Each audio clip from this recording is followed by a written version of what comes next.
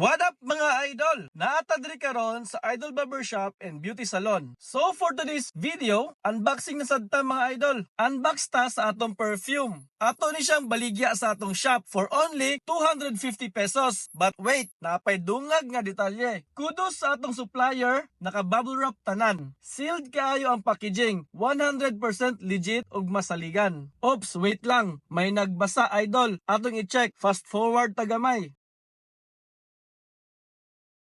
So far, walay nabuak. Siguro ginamit ra pod ni bago ni siya gigamit sa atoan, no? So safe ug walay breakage ang atong product. So safe ug walay breakage ang atong perfume. Speaking of our perfume, amoy mamahalin na ta mga idol. Pero wala sila kabalo, barato ra daay ni siya. Inspired perfume sa mga mamahalin nga mga perfume like Victoria's Secret, Ralph Lauren, Calvin Klein, Polo Sports, ug uban pa diha. Sa halagang 250 pesos, humot na kakaayo. 100% oil, no water content, okay? Dili sakit sa ilong mga idol. In fact, naakoy sinusitis mga idol, pero bisan pagbuylohan akong spray sa akong lawas, wala gyud gasakit akong ilong. Dili pud mulabad ang akong ulo tungod sa akong sinus. Ang nakanindot ani mga idol is long lasting ni siya. Bisan pag naana sa labunon imong sanina, humot gyapon kayo sa mga idol. Legit gyud na. Dili sa paghinambog pero fan ko sa akong perfume. Sama sa akong mga ginagamit karon, melon gush, cucumber melon, ug choco vanilla. Kani sila ang akong favorite as of now. Naadi ay tay 23 selected scent mga idol.